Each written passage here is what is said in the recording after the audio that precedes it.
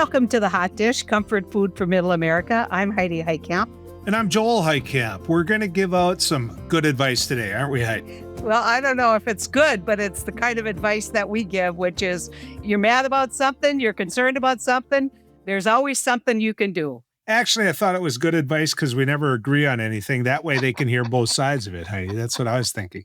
Well, we've kind of planned this episode around what can you do? Because so many people are saying, I'm upset. I want to know where the biggest impact could be for my engagement and my involvement.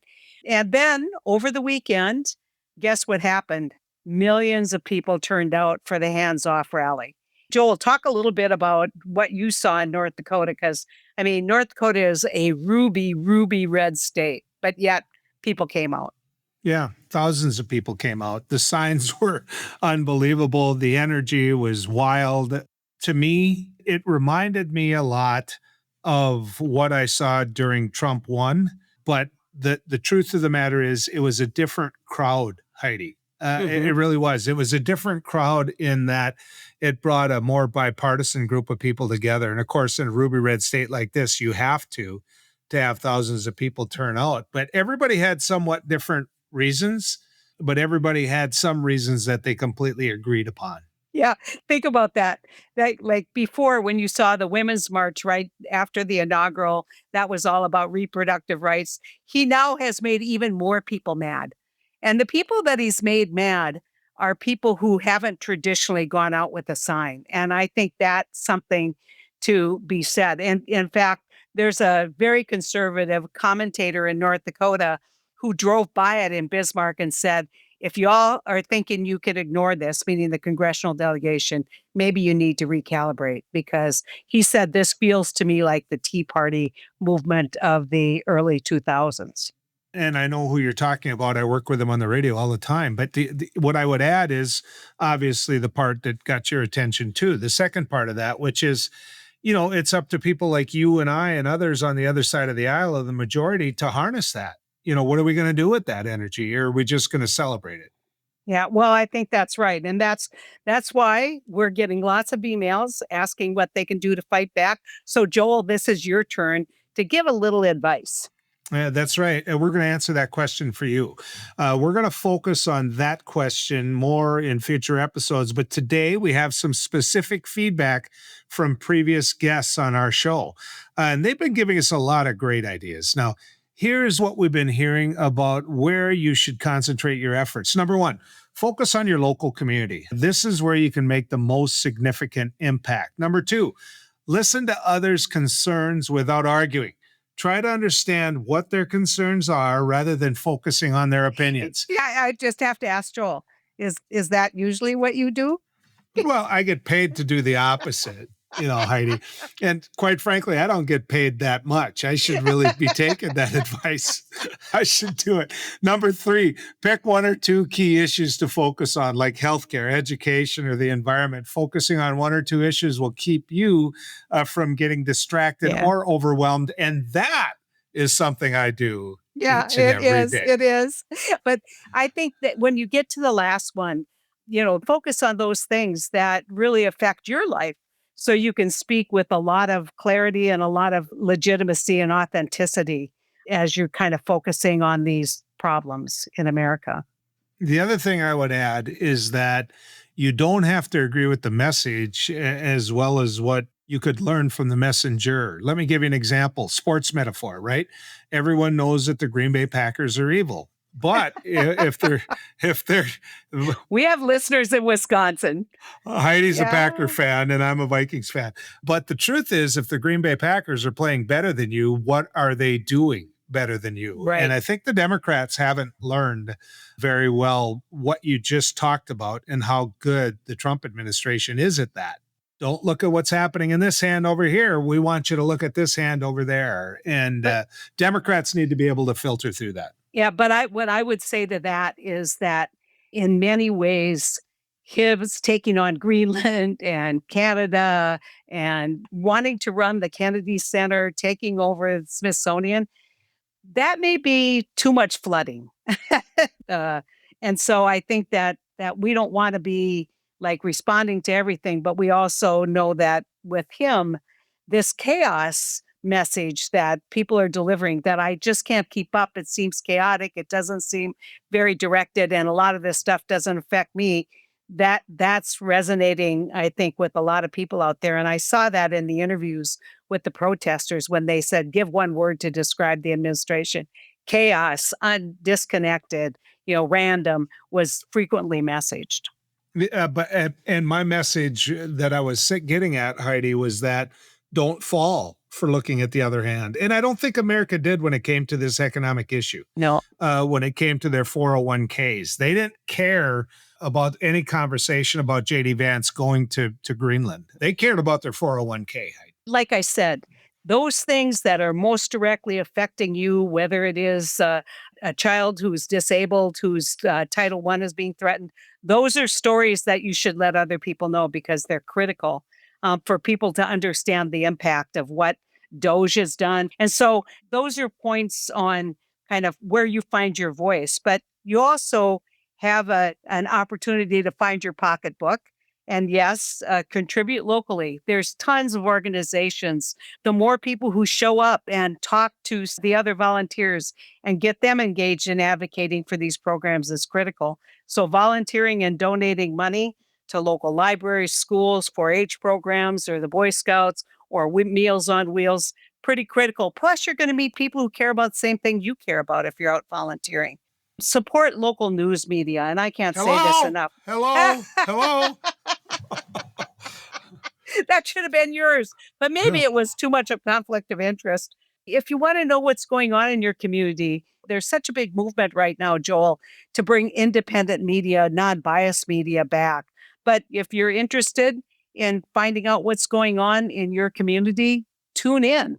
Tune into local television, tune into local radio, support those programs. And, Joel, you run a text club. People can talk to you almost instantaneous, and it gets you a better sense of what's going on. But we know that congressional folks listen to your show because they want to be able to respond if you say something they don't like, uh, right?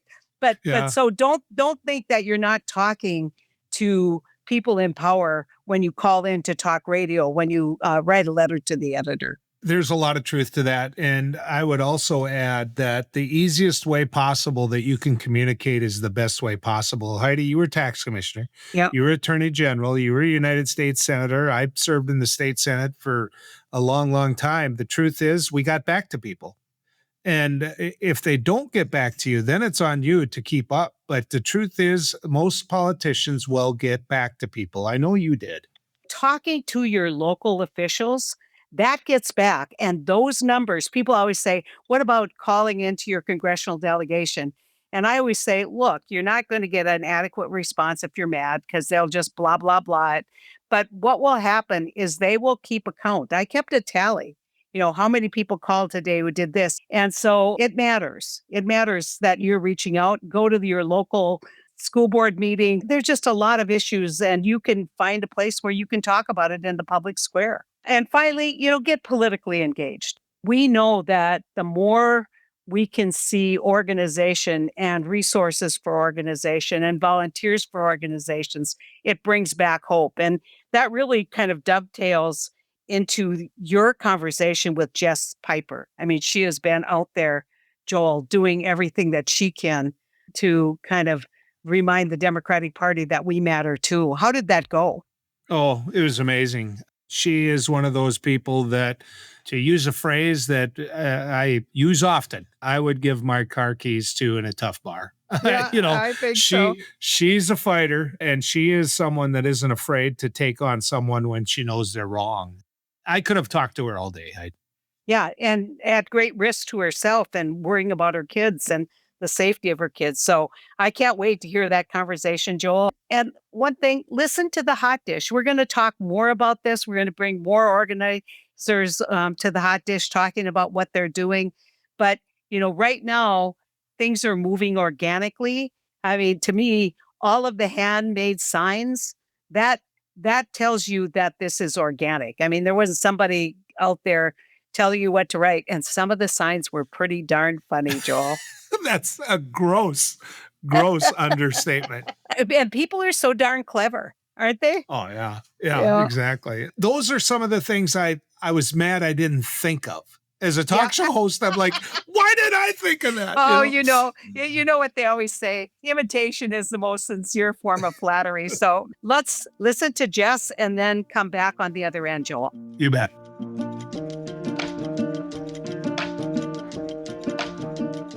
This is a real treat for me. I've heard a lot about Jess Piper. Jess is, well, she's from a small farm on the Missouri Iowa border. So she knows what rural is all about. She's a teacher. She majored in English, which scares the heck out of me because obviously I'm the one whose English isn't all that strong. University of Arkansas, so she knows what it's like to cheer for a winning team here and there. But after the 2016 election of Donald Trump, she got active. That's right. She became politically active. In fact, even ran in 2022. And just because she lost didn't mean she stopped. She went about working with and now basically runs Blue Missouri, which a little bit jealous of, has raised over 350K for those legislative races where they can elect more blue candidates. Jess, that's a long introduction. I get it, but I've been looking forward to meeting you. I wanted people to know more about you. So thanks for joining us on the Hot Dish. Absolutely. Thanks for having me, Joel. This is going to be a lot of fun. Okay, so you decided that you're diving in the third end of the pool. I mean, what made you get so politically active? Well, after, Trump was elected, because I had kind of been, just surfing through life. Obama was president and it was okay. And then I was shell shocked after Trump was elected, even in my rural space where I saw, all the Trump banners and the signs and the flags and everything else.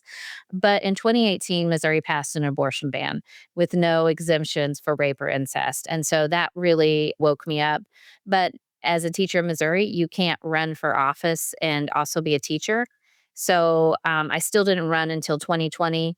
I voted. I went down to my local polling place to vote for Joe Biden, and there was no one down ballot, no Democrat for me to vote for. And I'd had it. I thought it's enough. If nobody else is going to run, I'm going to run. I did. I got taken to the woodshed. It was a tough race. I lost big time, but I learned a lot in the process. That isn't a bad thing though, because in the end, that loss got us you. you know, so I know it had to hurt getting out of teaching, but that had to be a big decision. Your passion, your degree, your everything was based upon teaching. I mean, that had to be a real big step for you, Jess. Yeah, it was kind of a gut punch. I had worked at rural schools all my life, and I finally landed my dream job where I was teaching American literature, which was my favorite. The kids were great, and I had to walk away from it. But like you said, I still feel like I'm teaching. It's just a whole different method and a different classroom. Well, tell me about Blue Missouri because that was the next step. I mean, what is Blue Missouri? Why is it out there? So we have this umbrella organization. It's called Every State Blue. And underneath that umbrella, we have Blue Missouri, Blue Ohio, and Blue Tennessee. And the founders reached out to me after I lost because they were like, we're mostly supporting rural candidates and we'd like for you to be the voice. And it was completely aligned with everything I was doing. I don't know if your listeners know this, but just because you run as a Democrat doesn't mean that you get funding from the Democrats. And I received exactly 0 cents from my state party or obviously from the DNC. But I ended up raising more than any race in the entire state for state ledge. I raised $275,000 in a district that hasn't elected a Democrat in 32 years. So people are like, what is going on? And the Republicans started noticing. And of course, I was being attacked here and there. But I mean, nothing could hurt me. I was a middle school teacher for 8 years. Yeah. You can't hurt my feelings. But I raised this money and realized that other people should be able to do that as well. And so Blue Missouri crowd funds money for down ballot Democrats in the reddest, the roughest, the toughest districts, people who never get a cent from anybody. We were funding people. We were sending checks of $5,000, $6,000 to people who had raised 500 or $600. And so this was life-changing money for these small campaigns. Has it paid off? Are you seeing some wins with that? We didn't flip any seats, but what we did do was see that our abortion ban was overturned. And I have all the faith in the world that we were driving out voters in places that hadn't been, talked to in decades. We supported a woman down in the 8th congressional district, the reddest place in Missouri. She got 15% of the vote. But I was like, they haven't had a candidate since 2012. The problem is Democrats are teaching other Democrats to vote for Republicans because no one's on the ballot. And so if you go a decade, if you go 2 decades without having a Democrat to vote for, you assume one, Democrats don't care about you, or two, there are no Democrats in your area. And that's what we've been dealing with in states like Missouri for a long time. So, do you think it's 275K? I mean, there's a reason they attacked you. You got people's attention. And so, was that because of a single issue, or was that because finally we had a Democrat to vote for? Finally, we had a Democrat to vote for, and finally, someone's saying the truth. I'm a progressive in a town of 480 people in a ruby red district. I mean, they've taken away bodily autonomy, the shoulders off of our roads. You meet a combine, you're going to be in trouble, right? There's nowhere to go. Our schools are 4 days a week. Our hospitals are closing. We have a brain drain because they are emptying out our small little towns. And so it wasn't one issue, it's that someone is saying something about the issues. And I'm not scared to talk about things that are going on in the Democratic Party either. I'm not scared to say that we should have been standing up for rural people a long time ago.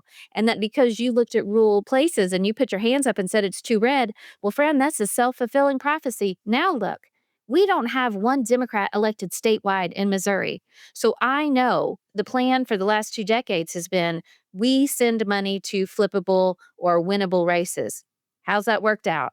It has been the worst policy, the worst strategy we could have ever imagined. Walking away from working class people and rural people has been detrimental to our state, but now look, to the entire country. Well, before we get into the issues, the reason that somebody like you ran, somebody like me ran, those type of things, I want to talk to you about the price you pay for what you did, because you mentioned the size of your town. It isn't that much different than the town I live in. Did they know that you were a progressive before you put your name on that ballot? Yeah, there were indications. In 2018, my representative, who I knew, wrote to the local paper and talked about, signing that abortion ban with no exemptions. And because I couldn't get a hold of him, because I texted him, I called him, I emailed him, I wrote him a real letter with a stamp. And then I started posting about him. And this man still would not contact me. And I tell this story often, but it's unbelievable. After a few weeks of him not contacting me, I'm sitting on the couch with my husband. I turned to my husband and I said, "Hey, call Alan and ask him, what's going on with him signing this abortion ban." 20 minutes later, my husband got a call from my representative after I'd been trying to contact him for weeks. My husband says, "Give Jess a call. She's the one who wants to talk to you." And as soon as he called, I lit into him. I was mad. And he told me two things. "Jess, I don't have to talk to you, and I'm calling you out of a favor to your husband." And I didn't know what to do with myself. I think I blacked out. I don't know what happened, but I was so angry that he would treat me like that. So because of that, I wrote a letter into the Maryville Forum, our local paper, and outed myself as someone who believes in bodily autonomy for women. So that was tough. You can imagine how well that went over in tiny little schools, right? But I truly believe that. And so, yes, people did know. I've got 5 sisters, a wife, and 2 daughters that are all progressives, and they're where you're at. I would not have wanted to be him if he would have said that to them. So, Jess, I want to go back to the small town though, because one of my goals here on the hot dish is to convince people in rural areas to run, to realize you can win the same type of thing you're doing as a profession. So, but I think we need to be honest with them. I think we need to have the people listening know what goes on in a small town, and others that are listening that aren't from rural America, aren't from small towns, to understand what we're up against. My community is mostly Catholic, and they preach politics from the pulpit. They do. Right now, they're issuing out political statements in regards to, making sure that public money can be used for private school, all type of issues like that. I'm Catholic. I'm not as welcome as I used to be. I want to know if you went through some of that. Well, they're evangelicals in my space. I was born and raised a Southern Baptist, no longer practicing. I lost friends. MAGA already took several of my family members. I lost my dad. We didn't speak until right before he died. He was on his deathbed apologizing for Facebook posts. And that's why this movement makes me so angry. I protested in 2020 with NEA, which there's no unions out in rural spaces. I was the only NEA member in my school, but I went down to Kansas City and protested. And I was a tenured teacher, but my husband taught in the same school and he was not tenured. Well, guess what? They fired him. Oh, you're They kidding called me. him 3 days later and they fired him. So this is what, and when you talk about what people lose, they lose a lot when they run. But you put someone like me in a corner, you've already taken everything away from me. The only thing left I've got to do is to fight. And so that's what I'm doing. But people should know they're likely to lose. And other people should know they should fund people who are likely to lose because that's how we build a bench. And it is so immoral to ask someone to run, especially in a rural place, ask them to stick their neck out and then not give them a dime. I can't stand it. And that's why I do Blue Missouri. And I hope I work myself out of a job. I don't want to be a political strategist. This isn't what I wanted to do with my life. I want to hang out with my donkeys and my chickens and my grandkids, right? But we have to build back the Democratic Party by investing in rural places, in races we know will absolutely not flip. And I know that turns everything on its head, but look at what the Republicans did. Look how successful they have been by starting at the grassroots level. They have SCOTUS. They have the presidency, the House, and the Senate. And this all happened with small grassroots people starting in places. I don't love the Republicans, but I can look at what they did and see that maybe we should emulate some of the things that they've done. I get asked all the time why some of the areas in North Dakota. We used to have both senators, congressmen. We actually had the state senate. When I first got into the state senate, we were only in the minority by one seat. We won on Medicare, Medicaid. We won on federal crop insurance. We won on family leave. We won on health insurance. We won on so many issues to the point where, to some degree, they didn't need us anymore. Then they went with, gays, guns, and God, and that became their big issue. And I'm curious if that's your experience on that border. And the year I ran in 2022, 40% of the House races were uncontested. And that it just drives me insane because people will turn around and look at people like you and I and say, you get what you voted for, right? They'll rub our nose in it. Well, friends, who'd I have to vote for? There was no one on my ballot, which is what, actually drove me to run. But beyond not having people on the ballot, the Democrats have looked at our spaces and said, it doesn't matter. We don't need to talk to these people because we can win in urban places and suburban places, and we don't need rural America. But we found out that's not true. That's very untrue. 33% of my state is rural. How in God's name can you change anything if you don't talk to 33% of the people? That's just rural people. That's not working people. So the fact that we have decided we don't have to talk to a certain subset, and when we do, sometimes we look down our nose at them, then that's problematic for the Democratic Party. We need to come back. There's no way, there is no strategy, there's no plan to get out of the mess we're in without getting rural and working class people back into the process. And I'll tell you this, there was a study by New Hampshire Institute, and it said that if we just turn out 3% more rural people for Democrats, we will impact every national election from now on. 3%. That's the lowest hanging fruit. All you got to do is come out and talk to people. And the fact that we haven't done that is maddening. But I know that you know this, I know this. I'm seeing people finally, waking up and thinking, we're going to have to do better. We're going to have to talk to rural and working class people. Well, I want to ask you about this because, going back to what I said, which is the rural area has had it, quite frankly, pretty good policy wise. That's changing. You and I both know that's changing. You've got the Trump administration who are putting tariffs on, which are hurting our ag producers, hurting the equipment they buy, doing all of those type of things that are hurting them in the pocketbook, with the answer being, we'll just subsidize you. I don't think ag producers want to be subsidized as much as what they want to have a good free market for their product. And so, do you see an opening? Do you see an opportunity here with the Trump administration itself kind of taking advantage of and just assuming they have the rural area? I'm seeing cracks in the facade everywhere. And so rural people are looking around. And, I knock doors, and you may have done this too. And I would talk to people who have been under a GOP supermajority for 20 years. And these folks would blame Joe Biden. And I'm like, friend, Joe Biden has no idea where Burlington Junction is, but your representative does. And he's the one who's been voting for you. And by the way, he supports Trump. And Trump is the one who is putting these tariffs on everybody. And I also need to remind people, and I know you know this, Joel, about in Missouri, about only 12% of our rural population is farmers. Most of the people out here are just poor folks who are gathered in the place that they've always been.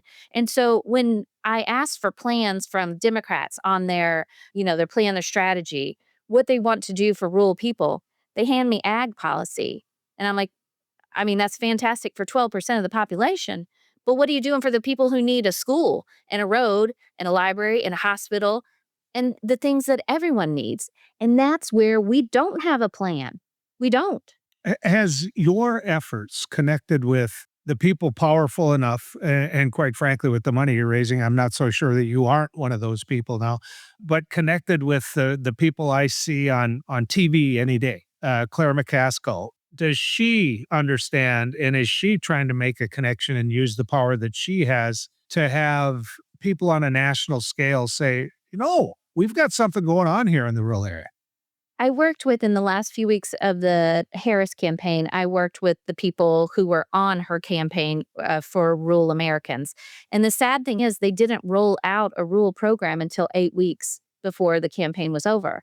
And Joel, that's what they do all the time. That's what they do every single election cycle. They send people out 6 or 8 weeks before an election, try to knock a couple doors.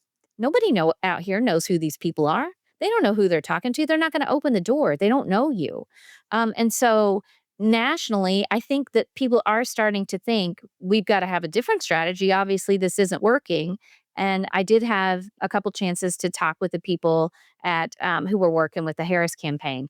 And that's what we have said over and over again. It's not going to work. You can't send people out 6 weeks before an election, think you're going to change their mind. When you don't change their mind, rub their nose in the dirt and tell them it's their own fault and they're a bunch of racists, because that's what happens every single cycle. Well, you just must be racist if you won't vote for us. I mean, there are racists out here, but there's racists in the middle of the city too. It's way deeper than racism. So, tough question.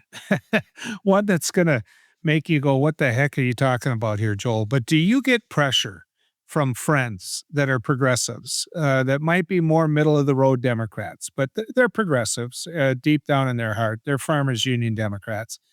Do you get pressure from them to form a third party? It's a weird question. I get it. But they think the brand of the Democratic Party in the rural area is so bad that they say, look, we've got to start a new party. I'm curious if you get those same messages.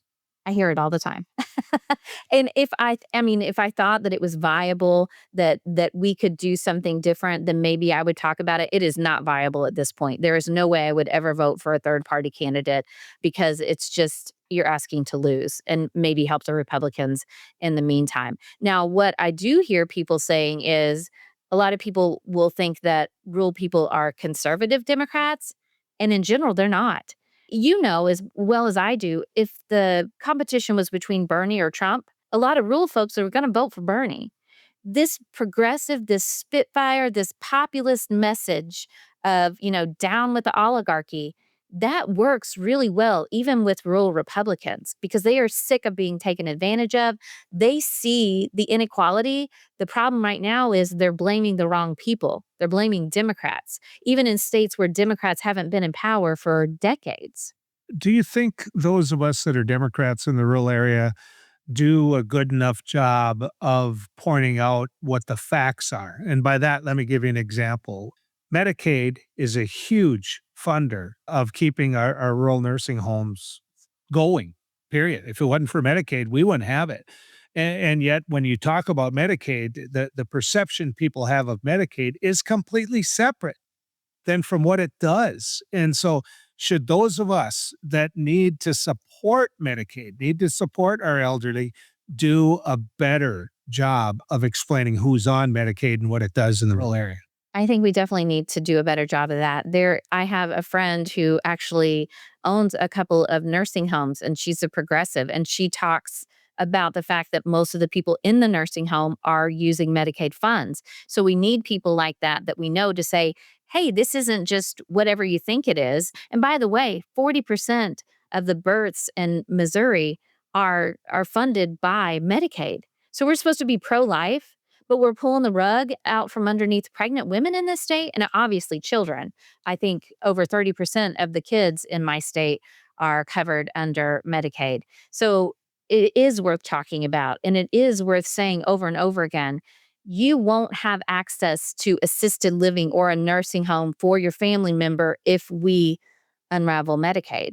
So, if you were sitting down with one of those candidates that you've raised money for, that's going to run blue in one of those red rural areas, and he or she said, "All right, Jess, if I do this, how do I explain certain issues?" I'm not asking about the abortion issue because I think that 65% of rural America actually believes in a woman's right to choose. What I'm asking about is guns. I want to know what your advice would be to that candidate to answer to somebody when they say Democrats want to take away your guns. What would you tell them to say? Well, what I always said is my entire inheritance was guns. Every rural Democrat I know is a gun owner. And that's why it's so funny when people call us gun grabbers. I'm like, what? I have no idea what you're talking about. It's never been true for us in rural areas. And that's why Republicans, especially those that are supposed to be rural Republicans, have such a hard time with rural Democrats because we are like them, because we were raised the same, because we were born with the same values and the same morals. And how can you fight back against me? What they think about us causes, cognitive dissonance when I knock on their door because I didn't show up looking like I'm supposed to look. I look like their next door neighbor. I taught their kids. I'm in the community. My kids played football. You know me. And that's why we have to have candidates everywhere knocking doors because eventually people who told me they can't vote for me because I'm a Christian, if I come back in 2 years and they're like, well, my representative voted again to defund the schools, right? And I'm like, well, here I am. I wouldn't do it. So we're not going to change people's mind in a cycle. It's going to take several cycles. But when they see us out and about in the community, they know we're a Democrat. I mean, we show up at the local Democratic Party. We show up at the pound and walk the dogs, feed the dogs. We do regular things. We do trash pickup. We do the stuff that we're supposed to do, and people can look at us and go, "Well, I thought they were supposed to be, nasty baby eaters, and it looks like they're regular people." Exactly. What you just said is so important, but I think it's vitally important that people on a national scale understand what we live with and how important it is in the rural area. I also think, Jess, at times, I mean, you're looking at a Harley rider. I mean, I'm constantly on my motorcycle. I'm constantly in my old Jeep running around on the back roads.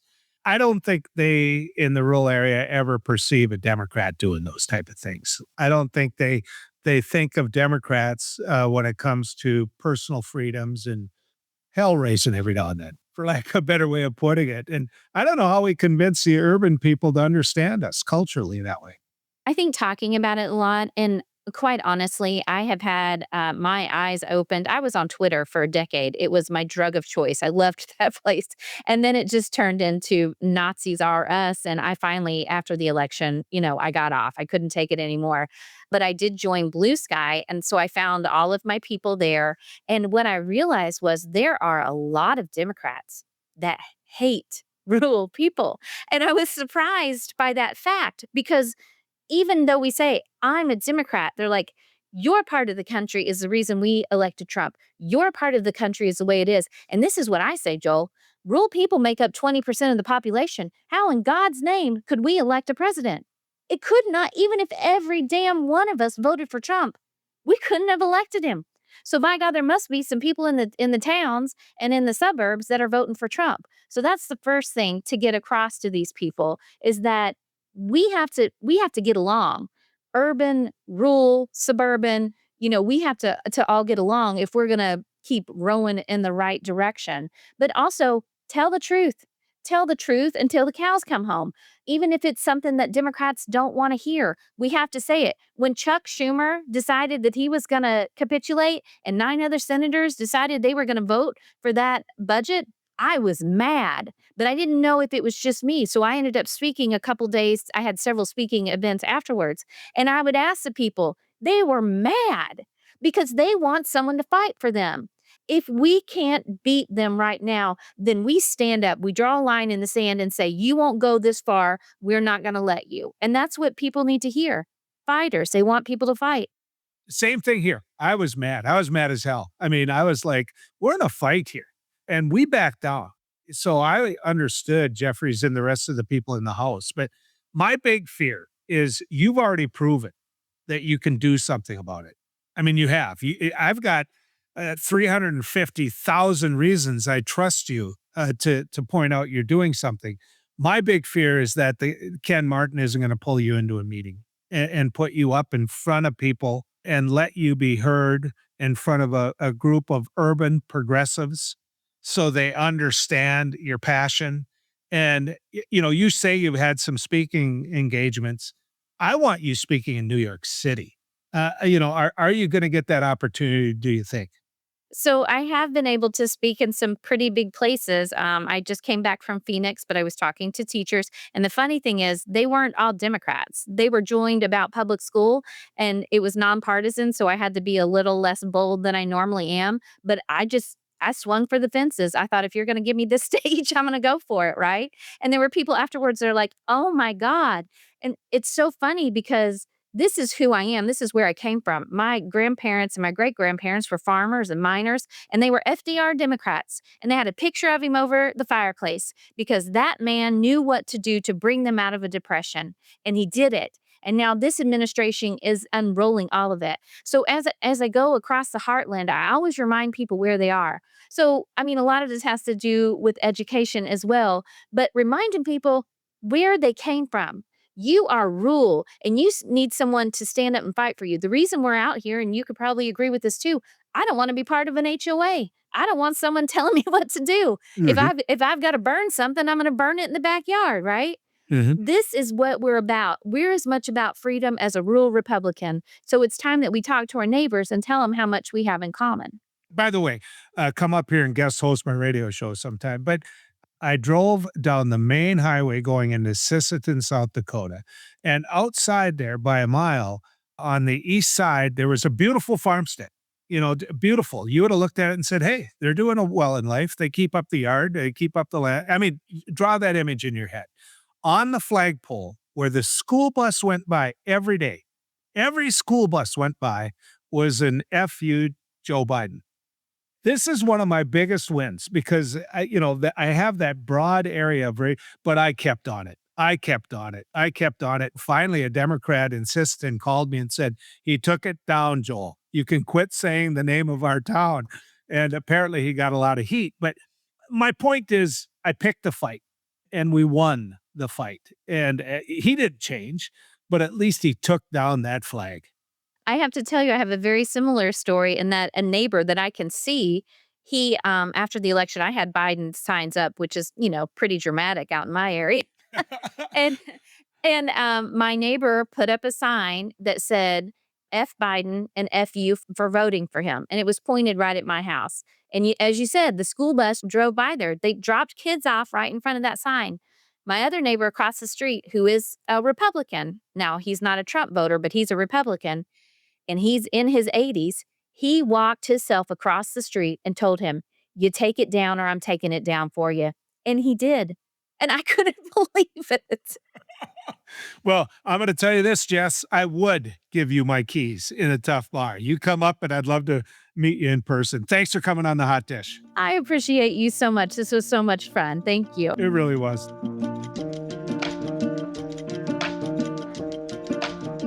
Jess Piper is such an amazing example of how we can work harder to fight back and fight for our democracy and just have the chutzpah to do it. People will get pushed to the point or bullied to the point where they will push back. And one of the things that happened last week was this amazing lawyer. They tried to bully her not to testify in front of Congress. And she just said, if not me, then who? And I think we all need to ask ourselves that question. Yeah. Well, Heidi, it's your profession. I mean, it's what you went to school for. I've got a daughter that's an attorney as well. I'm glad that you've got some attorneys that will go in front of Congress. I'm not going to lie to you. I was really disappointed in some of the high profile law firms that cut deals with the president saying, we'll bend knee here. We're afraid of you. That drove me nuts, but they're not like Jess just was.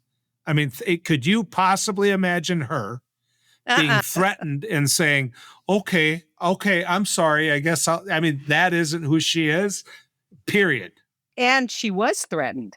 Oh, yeah. I mean, yeah, her husband's job and the whole 9 yards. And it just made her more determined. So let's learn to be respectful. It takes all of us.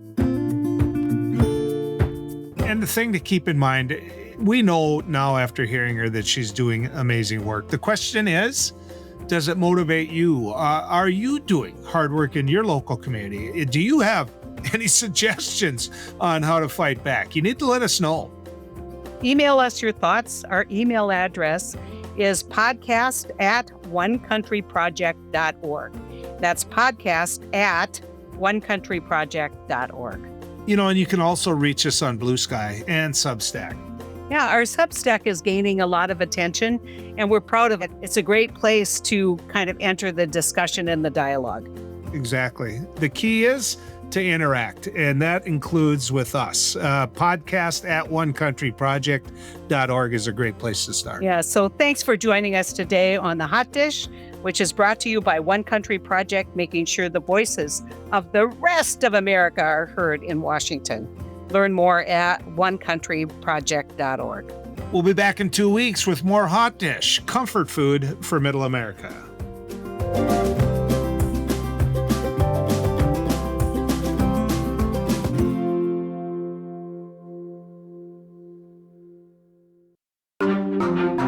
Topica.